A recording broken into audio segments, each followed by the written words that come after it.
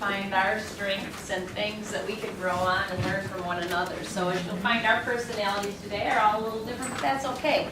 Because your personalities are different. And even in these green schools that we studied originally in the Reading Now Network, the schools that were outperforming others in their same socioeconomic status, we visited 5 schools.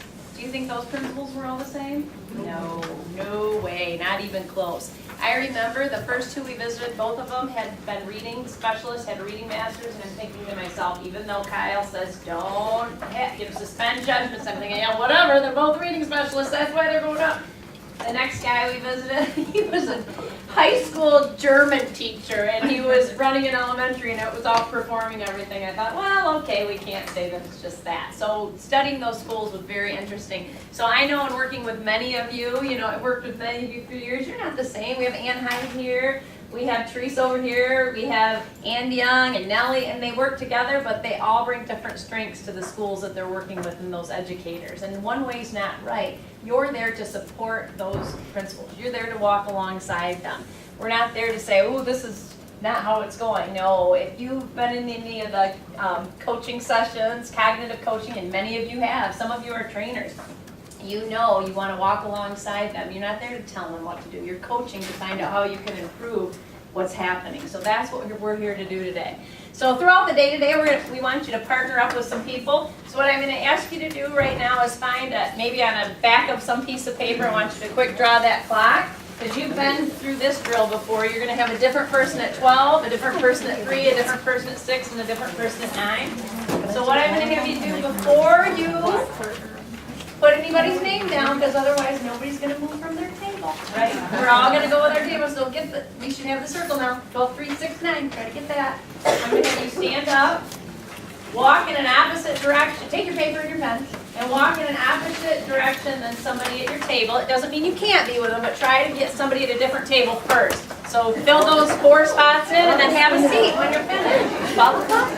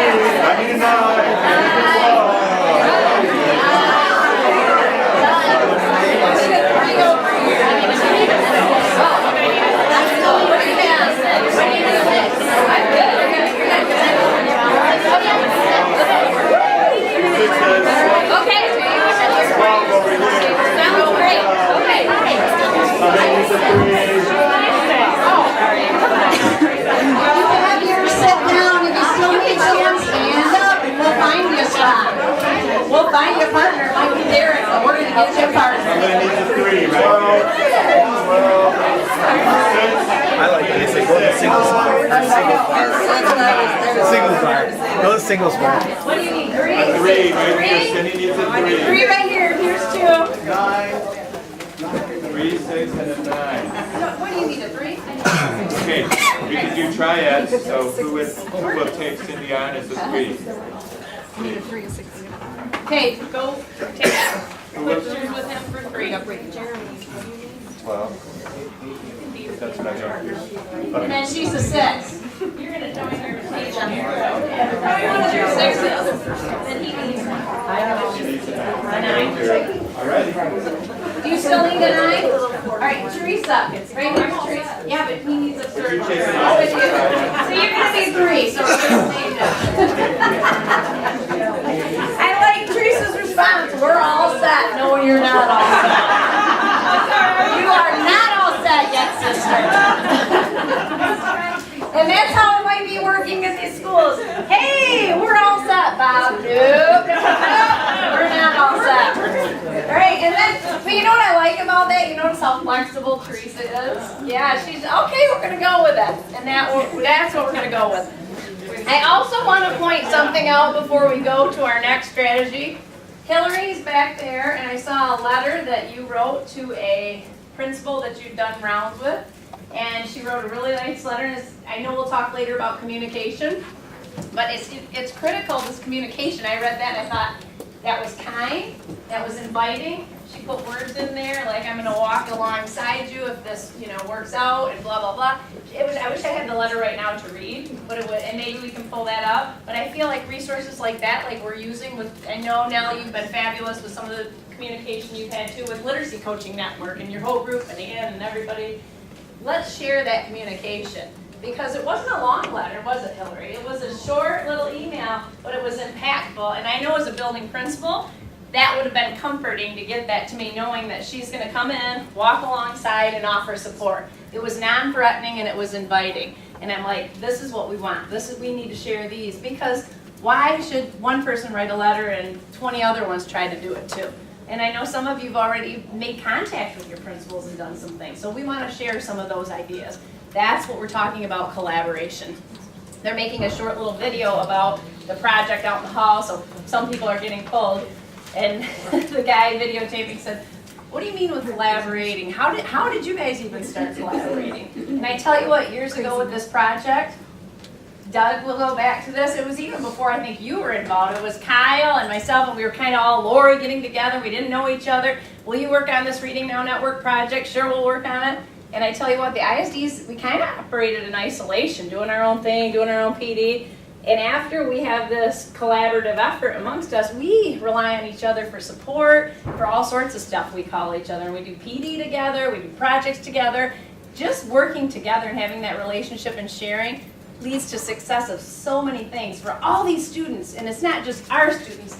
All of our students are in the state of Michigan. We want this work to expand even throughout the country would be great, but we want all students to benefit from this. So we want you to share, and we want to offer collaborative ways that you can do that. I'd like you to take an index card, if you can find one out of there. If you can't, just use a small piece of paper, but there should be an index card in there. We want you to think back of your time with Carolyn. And I know so many of you have been through so many trainings, because I remember when we raised the hands, we had, how many have been through cognitive coaching? So many of you. How many have been through adaptive school? So many of you. And like I said, some of you are trainers. So think back to the day we had with McKeanders, or any working time you've had with any of your trainers from adaptive schools or the Thinking Collaborative. Think about some of the things she talked about, some of the strategies she had. What were some of the things she liked? And it might be the index card that you like that she used. What did some of the things she talked about you thought, yeah, I can use that with the school. I could use that training other facilitators. So I want you to think of something you like from either the Adaptive Schools Day, Adaptive Schools Training, or Cognitive Coaching. And I want you to write a couple of those ideas down. Some things you liked, or some things you think you could use in a school. You could just do one or two is good. You might want to star the one you like the best. I laugh because I've known, I'll pick on Ann and Nellie forever because they worked at Ken ISD with me forever. And they've, of course, gone through all the training. So Ann is an adaptive schools trainer, so she can just jump in at any point there, right? She has a whole list of them.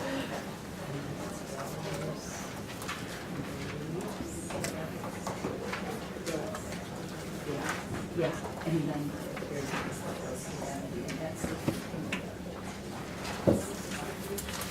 What we're going to do at this point, I want you to think of your favorite strategy. And in a moment, you're going to get up and share that idea with somebody not at your table.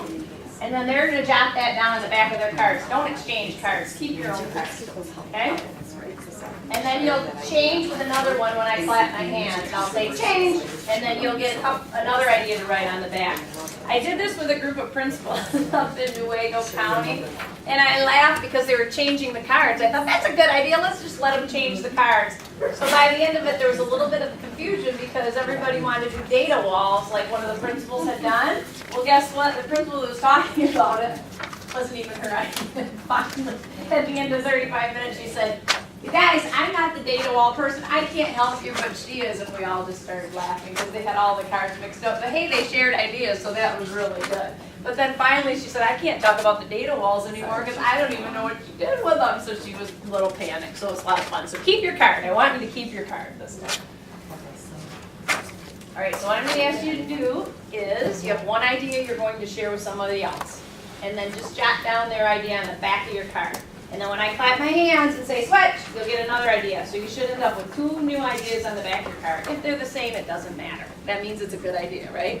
All right, stand up. Someone else at a different table, please. Hey, right here. What's the profound thing that I always come back to is that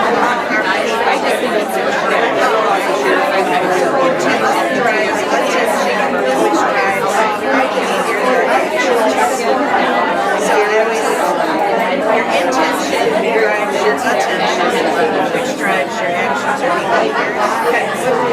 So, why they're behaving is where their attention is going to behavior because of the intention. I just think it's a You need a partner? You have her? Yeah, there's good time.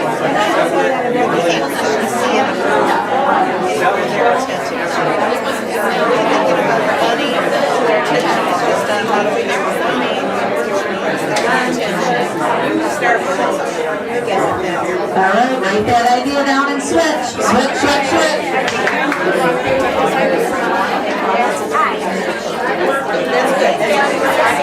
Switch her up. Switch her up. Find a new partner. Switch her up.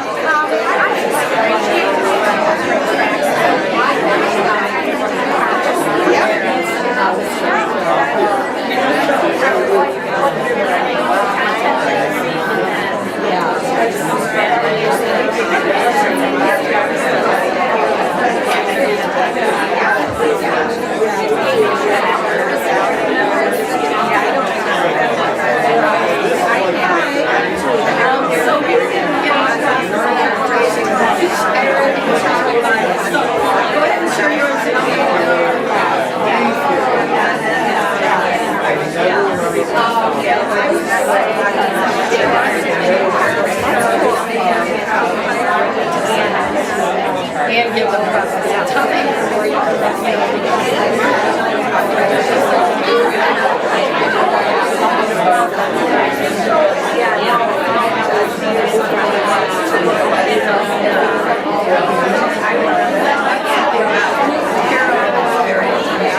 sometimes it's not just it's not a bad practice,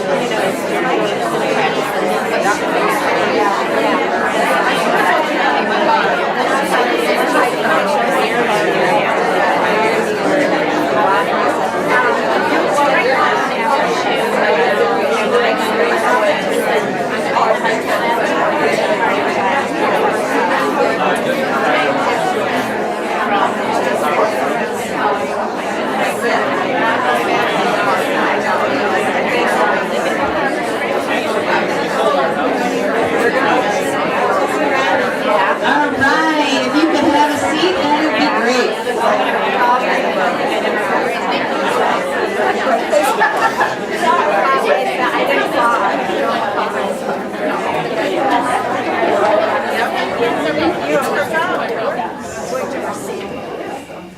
All right, thanks for sharing, everyone. That is awesome, and hopefully you came up with an idea that reaffirmed what you were doing or something that you like. Could somebody share? I'm going to ask whether you want to share or not over here at Teresa's table, so think fast. At this table right here, an idea of something that you remembered or something that someone enjoyed. Can you just go ahead and The visual visual paragraph, moving around after you make a point. All I right. love that. Perfect. Visual here, yeah. Do we have a few others? All right, this table here, can we share an idea? One that I've heard is after you've been through a training, to be reflective, think about what will I stop doing as a result of this. Maybe it's a good practice, or maybe this isn't awesome. Good, good. That's a new way to look at it, isn't it? Can you repeat what she said? Just what will you stop doing as a result of what you've learned? So kind of that constructive criticism too, but to expand on that, absolutely. Sometimes we keep thinking, what went well, what went well, let's build. But whoa, we have to step back and look at this table over here in the back. Any ideas you want to share? Somebody I walked around in that upper attention drive, attention. Did you hear that? I didn't hear that. What did you say? Louder, Please. Okay. Thanks. I did not say this, but somebody else did. Intention drives attention, which drives action. Attention. Intentional, absolutely. Just thinking about what are presenting, being reflective. I know Derek talks about being ADD and move. You know, we are both building principals, which many of you, and it is like run around, let's do this. But after you go through a lot of the training and you slow down and you process, you're more intentional with what you're doing. There's times when, you know, there's a kid under your desk and he's full of clay, and there's another one that you're, you know, swearing, and one might be running the building, and you have to make reactive decisions. That's the reality of life. You're gonna go into some schools and maybe that's happening. We've all have been there. But how can we grow from this? How can we build on this? How can we support them so that they understand, you know, and that they feel you understand? Because if we just go in there with, here's the essentials, here's what we're doing. No, you have to build those relationships, which is what Derek talked about in the beginning. You have to have those relationships. Because even if you're not living that moment with them, with those students and that frustration, if they know you're there for support, it's important. I mean, I worked at the ISD and I would have principals and superintendents call me for support. And I wasn't in their building every day, but I tell you what, I'd do anything I could to help them. If I had to go out there and help them immediately in their school, I would. Or if I had to call MDE, I would. They want you as a resource. Are you going to have those red balloons along the way in life? Oh, yeah, I'm sure you will. Can I tell you, and can the team tell you that it's going to be perfect wherever we go anytime? It's not that way in life, right? So how do you maneuver through and support and offer positive outcomes and circumstances? And that's what we want to do. And again, I go back to collaborating, because we're your coordinators, and we know we don't have all the answers to everything. We'll support you any way we can, but you know what? I might not have the answer, but Dan right up here, he might have a really good answer. Sarah up here might have a great answer. Doreen back there might be able to help somebody. So that's what we want to do, is pull. You know, we have people that are current principals in here. You know, we can pull from them. We have all sorts of, we have reading specialists, we have instructional coaches, we have so many people in here with lots of talent. We want to work with one another to make this the best outcome and best project that we can. So now I'm going to turn it over to Laurie, who is another one of our members. Laurie, now you'll see as we go through and we talk about personalities, we're all a little different. Derek and I are a little more energetic, and I want to say ADD. No, I was going to say ADD, but I don't like it when people say that to me, so I'm going to say energetic, right? We are not ADD, Derek. So not true. Look at No, Laurie. She's got Laurie is a bubble of energy up here, but she's a little more focused than Derek and I. So we like that. We like that. You need a mic. Oh, you have a mic. It's all under control. It's karaoke time. All right, so what we're going to do now is we're going to take the norms discussion a little bit deeper. And you know that the work that you did with Derek this morning really set the stage for this. All of you who have had adaptive schools kinds of training, the 7 norms of collaboration should be like your best friends that you have in your pockets. We have them in like little stand-up things on your tables. We also have posters in 3 different places, the definitions and then the scale on that door. So here's my airline person. They're on that door, they're back there, and they're over there. So what we're going to do is we're going to take the discussion a little deeper here, And the reason for this really is summed up in this slide. So if you could take about 15 seconds to read these bullet points.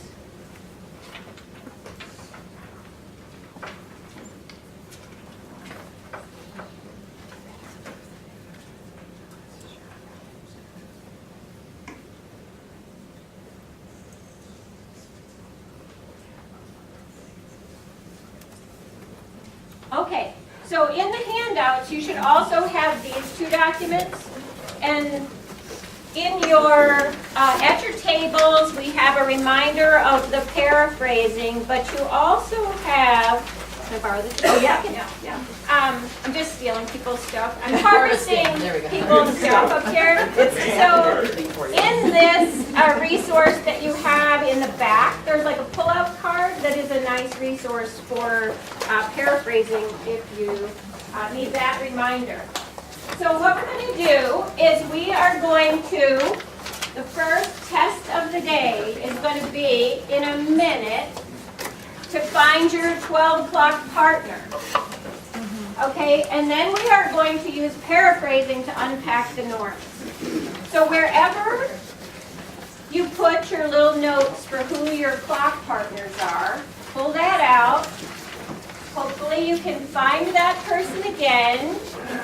And what you're going to do is you want to take your handouts, something to write with, and then you're going to find your clock partner and find a place to perch. You'll be able to come back to your spot, okay, after our activity. So first thing, find your clock partner with your norms and something to write with. Go. Okay. We're close. So that's nice. Right here. Okay.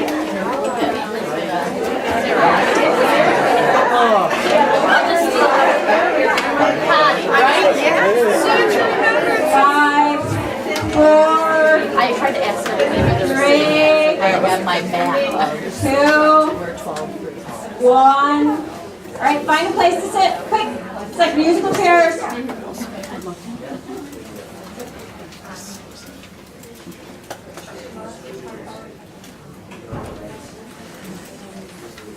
With your clock partner, decide who's partner A, who's partner B.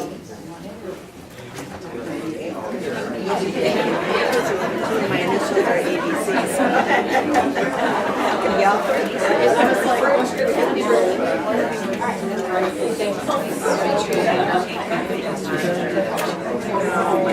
Okay, ready? So you should have your definitions page where you can see it.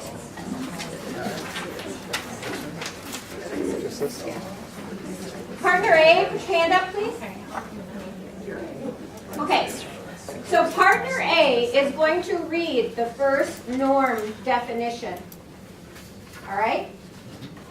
Partner B is going to paraphrase what you heard. All right? So if you need reminders on what paraphrasing is, that's that cheat sheet that we referenced, right? And there are some starter stems, like sentence stems in there as well.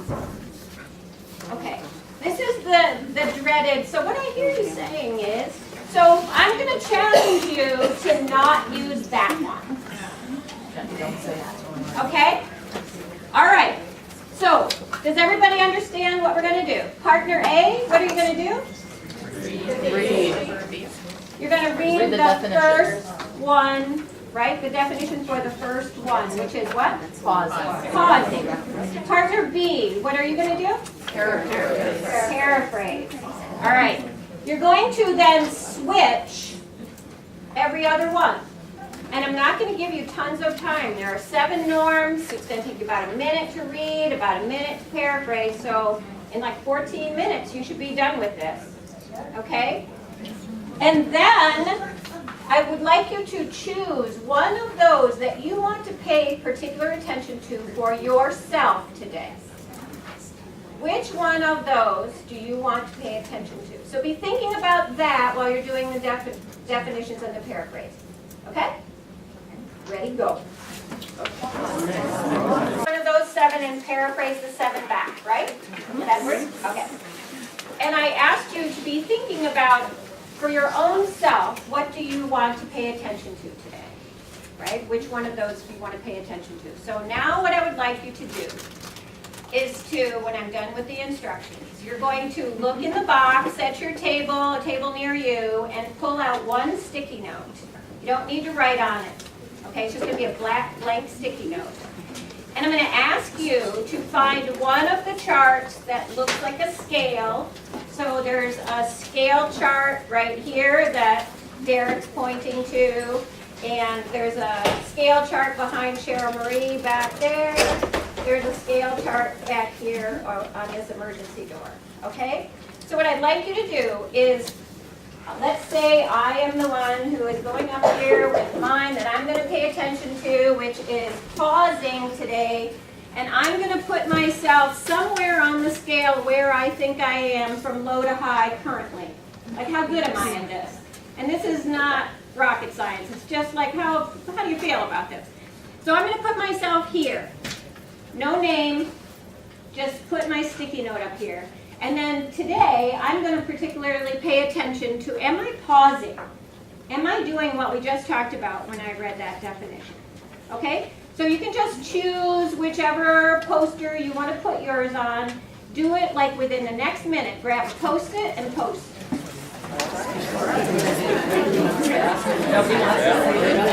Here's what I would love for you to do, is look at those 3 charts and talk with an elbow partner about what you are noticing about the 3 charts. 30 seconds.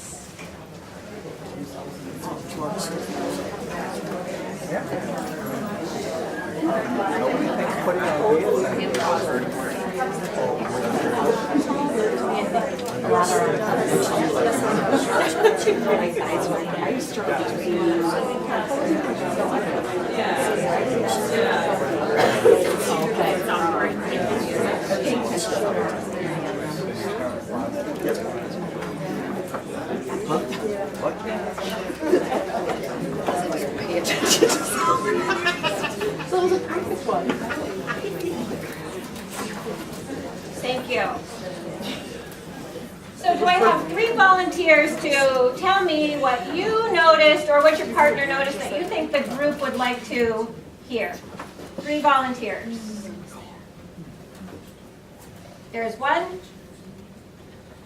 There's 2. 1 more. 3, thank you. Number 1, what would you notice? We noticed that there's a focus and attention around posing questions. Great, thank you. Same. Posing questions. A lot of attention on pausing, right at the very top of the chart. Pausing and posing questions. So here's one of the things that I personally struggle with norms. I think these norms are amazing. And I think that, it's great that even if we're going to pick certain working agreements, kinds of things to add to these about, start on time, end on time, share air time, those kinds of things, that we know that these come from the research of what high-performing collaborative teams do, right? And here in this room is a group of amazing educators who have a lot of training. And you still put that you need to pay attention to pausing and asking questions. And look where you all are on the scale. Like, really? In the middle? So what this brings to me is that the more you know, the more you think you don't know. Right? Like you're more self-aware, perhaps, and I think it's amazing, and it kind of points to the fact that you're all learners, that you're trying to improve your craft. Because look where you put yourselves. I'm just going to give one little story because I am not the queen of stories like Dorothy is. But when years ago, I got the opportunity to spend 3 days with Bob Garmston. And ever since then, I just have to say, I confess to being a Bob Garmston groupie. Okay, so, Anybody would. yeah.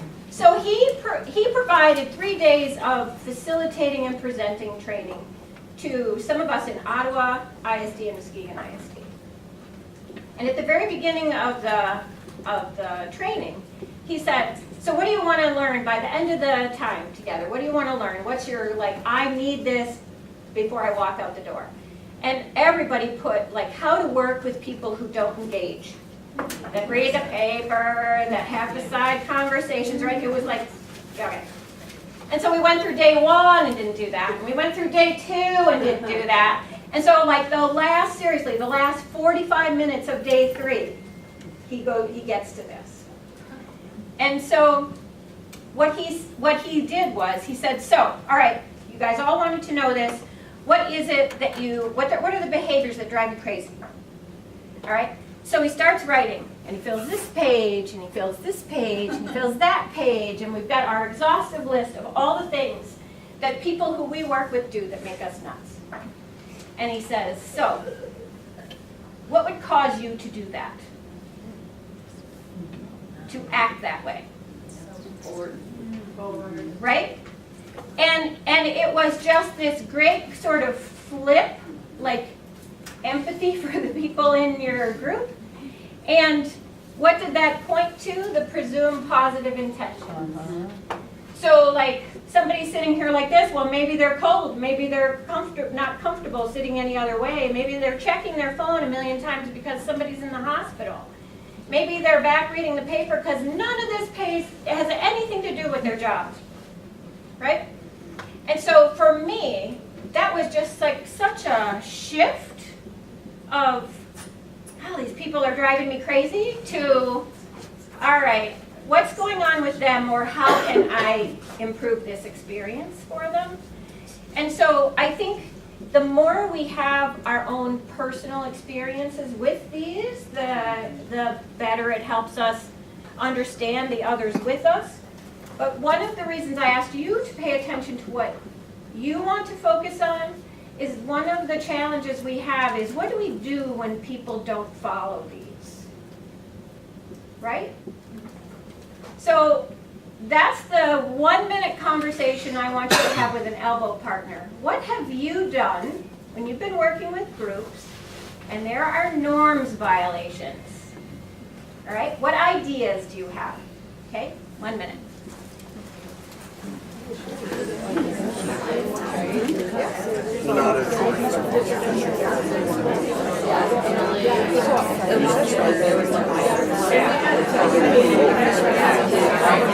So I changed the proximity. Right.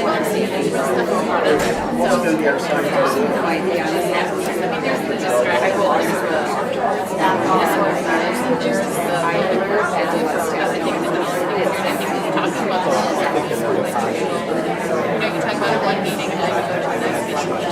yeah, just basically, I'm giving more information. I use the SBI, like here's the situation. I use that strategy. So this is your behavior, and this was the impact on it. And impact on it is trying to present it.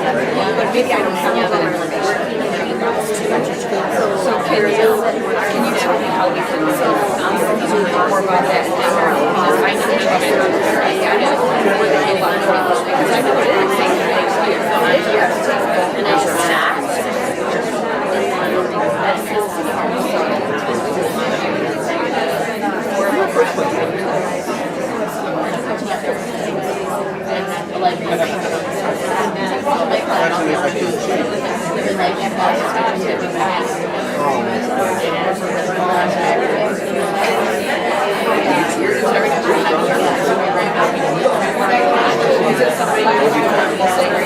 Use the SBI. So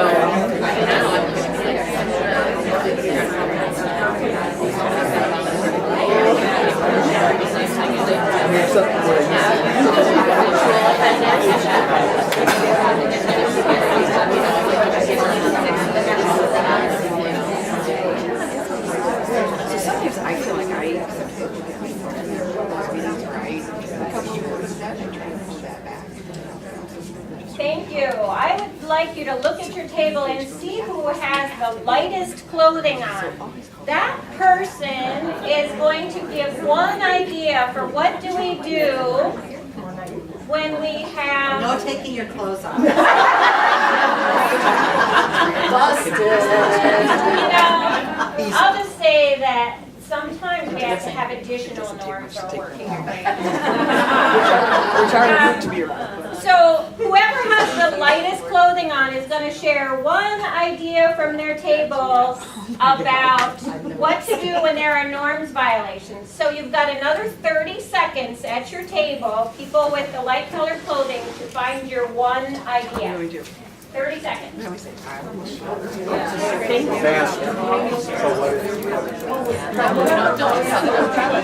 Right. You're I think you've been having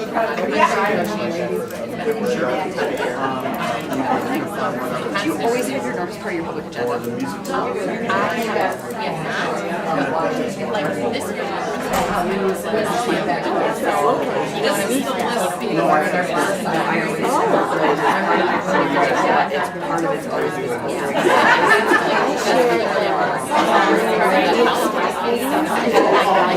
visual and it's there and it'll know.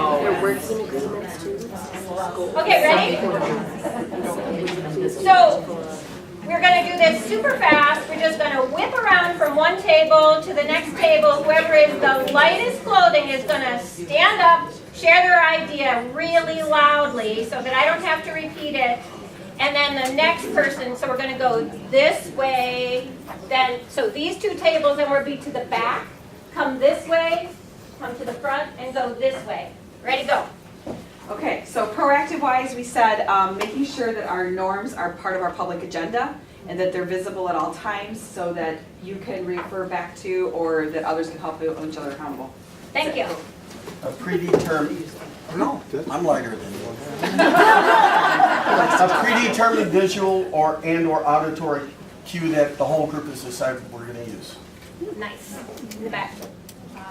Making sure that you are building your teams every day, every meeting around the norms, and then if you see violations of the norms, having an uncomfortable conversation, you have to. Great. This table.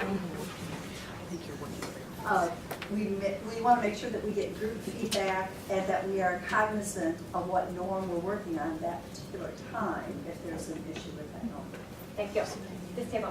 We talked a lot about evaluating our facilitation so that if you see a lot of sidebars, people need more time to process. Thank you. Referring to the norm chart when the norm is violated, but if the person is too egregious, taking them aside after the meeting and presuming positive intention, saying, what might have caused you to have difficulty being a part of what was going on? Thank you. We talked about if people are working in groups, just moving closer to that group and engaging in a conversation on the task. You might discover the task is not respectful for that person, doesn't relate to what they're doing. Great. We talked about having a role established as somebody to monitor the norms and setting a nonverbal review if the norm is violated. So we'll have a reminder. Perfect. Thank you so much. Give yourselves a hand. One thing that I may have not heard was the modeling of a leader to do this. I was amazed at watching Carolyn McCanders, and she paraphrased everything. She paused, she paraphrased. She must paraphrase to her radio in her car. I don't know. Serious. I mean, so one of the things we have to do is look at ourselves and how are we using those in our own work as we're doing it.